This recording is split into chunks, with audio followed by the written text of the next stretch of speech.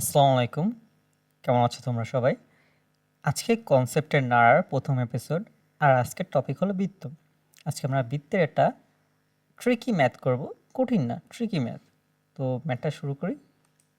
ম্যাথের প্রশ্নটাকে দেখে নিই। ম্যাথে কি বলছে? বৃত্তের অন্তঃস্থ একটি বর্গের 4 বাহুর স্থানাঙ্ক।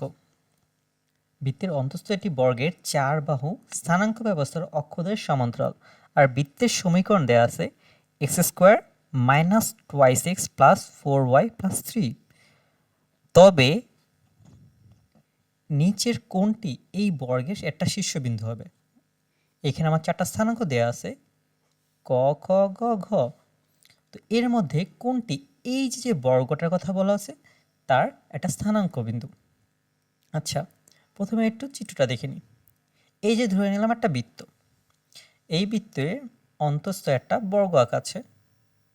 তো এর 4টা বিন্দু এ, বি, সি, ডি।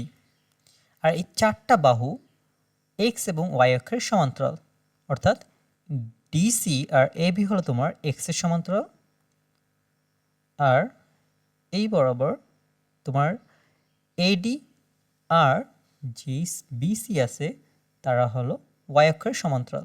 ক্লিয়ার? এখন এটা সলভ করার জন্য আমাদের অ্যাপ্রোচ কী হওয়া উচিত? আচ্ছা, প্রথমে একটা জিনিস খেয়াল করো। এর কেন্দ্রে আমার যদি আমার ই হয়, ই আমার কেন্দ্র, কেন্দ্রের স্থানাঙ্ক হওয়ার কথা এখানে মাইনাস 2x আছে, মানে জি এর ভ্যালু -1, তাহলে এইচ এর ভ্যালু হওয়ার কথা 1, এফ এর ভ্যালু আমার দেওয়া আছে +2, তার মানে কে এর ভ্যালু হবে আমার -2। ক্লিয়ার? অর্থাৎ আমার এখানে কেন্দ্র আছে হলো 1, -2 বিন্দুতে, 1, -2। তাহলে আমি সেন্টার স্থানাঙ্কটা পেয়ে গেলাম। এটা ক্লিয়ার হলে এখন একটা জিনিস দেখো, আমি কি করি, এই যে কেন্দ্রগামী আর এক্স অক্ষের সাথে সমান্তরাল একটা ব্যাস অঙ্কন করে নিলাম। এটা হলো আমার সেই ব্যাসটা।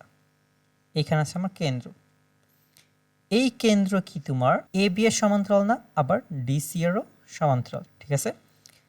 যদি আমার বাহুর দৈর্ঘ্য, এই বর্গের বাহুর দৈর্ঘ্য যদি আমার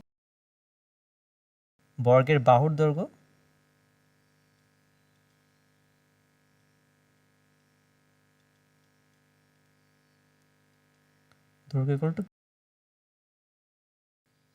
তবে এইখানে আমার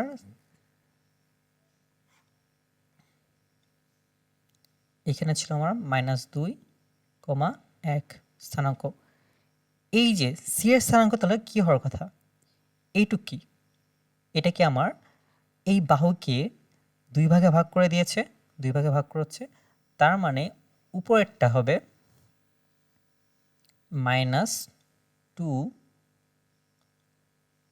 প্লাস কে, নিচেরটা হবে -2 মাইনাস কে। ঠিক আছে? সিমিলারলি এইটাও ডি এর স্থানাঙ্ক -2 প্লাস কে হবে, এ এর স্থানাঙ্ক -2 মাইনাস কে হবে। ঠিক আছে? কারণ এরা সমান্তরাল। আচ্ছা, এখন আরেকটা জিনিস খেয়াল করে দেখো, একইভাবে যদি আমি এই দিকেও একটা রেখা টানি,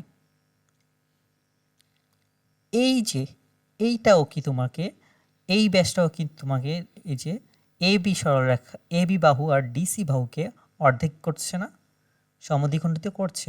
তার মানে এই পার্টটা হবে তোমার k/2। আচ্ছা, এটা বাহুর দৈর্ঘ্য যদি টুয়াইস কে হয়, বাহুর দৈর্ঘ্য টুয়াইস কে। আচ্ছা, তার মানে এই পার্টটাও তোমার কি হওয়ার কথা, আর এই পার্টটাও কি এর দৈর্ঘ্যের হবে। এখন এর স্থানাঙ্ক তাহলে এর এক্স কত হবে, এর ভুজ কত হওয়ার কথা? তাহলে এর ভুজ হবে, দেখো এটা কি আমার লেফট সাইডে, তার মানে 1 মাইনাস কে, আর বি এরটা কি হবে 1 প্লাস কে। এই পার্টটা ক্লিয়ার হলে এখন আমার কথা হলো যে বাহুর দৈর্ঘ্যটা কত। বাহুর দৈর্ঘ্য বার করার জন্য তুমি এই ডায়াগ্রামটা আবার দেখো, বর্গের 2টা কর্ণ এরা কি আসলে বৃত্তের দুইটা ব্যাস হয়ে যাচ্ছে না? বর্গের দুইটা কর্ণ কি অ্যাকচুয়ালি তোমার বৃত্তের ব্যাস না? তাহলে বর্গের কর্ণ ইকুয়াল টু লিখতে পারি আমি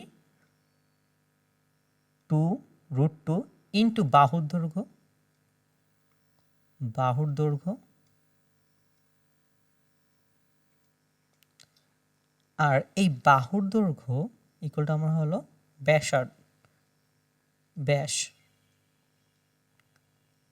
ঠিক আছে, √2 ইকুয়াল টু আমি লিখতে পারি √2 ইন্টু টোয়াইসকে ইকুয়াল টু লিখতে পারি আমি 2 into 1 square plus 2 square minus 3। 2 কাটা গেল,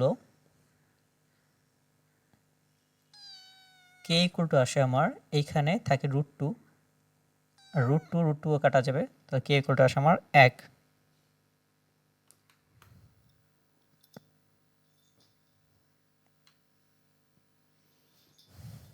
কে এর ভ্যালু আসলো আমার 1। তাহলে এইখানে আমি এগুলো যদি কে এর ভ্যালুগুলো বসাই দিই তাহলে কি হবে, ডি ইকুয়াল টু আসার কথা আমার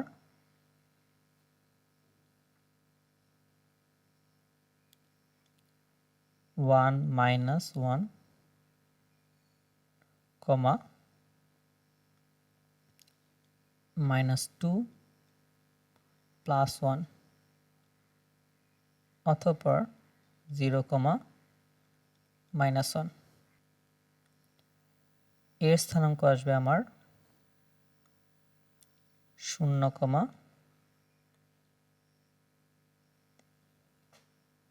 -2 -1। বি হবে আমার 1 প্লাস 1 2 -3। সি আসবে আমার 0 কমা 2 কমা -1। এখন দেখো এর সাথে কি একটা স্থানাঙ্ক ম্যাচ করছে না, তার মানে উত্তর হবে কোনোটিই না। ম্যাথটা কিন্তু খুবই ইজি ছিল, কিন্তু প্রথম দেখে অনেকে নাই পারতে পারো। তো আমরা আবার একটু ক্লিয়ার হয়নি আমরা কি কি প্রসেসে গেছি। আমরা প্রথমে চিত্রটা অ্যানালাইসিস করছি, অ্যানালাইসিস করার পর বুঝছি যে আমি যদি দৈর্ঘ্যটা বা বাহুর দৈর্ঘ্যটা বের করতে পারি, তবে আমি কেন্দ্রের স্থানাঙ্ক থেকে যোগ বা বিয়োগ করে আমি ডি আর ডিবিসি এই প্রত্যেকটা শীর্ষবিন্দুর স্থানাঙ্ক বের করতে পারবো। ভিডিওটা যদি তোমাদের পছন্দ হয়ে থাকে তবে অবশ্যই লাইক এবং সাবস্ক্রাইব করো। আর যদি তোমরা এই ভিডিওটা ফেসবুকে দেখে থাকো তাহলে অবশ্যই আমার পেজে একটা লাইক দিয়ে একটা কমেন্ট করো। ধন্যবাদ, আজকের জন্য এতটুকু। আবারও দেখা হবে নতুন এক এপিসোড নিয়ে, নতুন একটা ম্যাথ নিয়ে। ধন্যবাদ।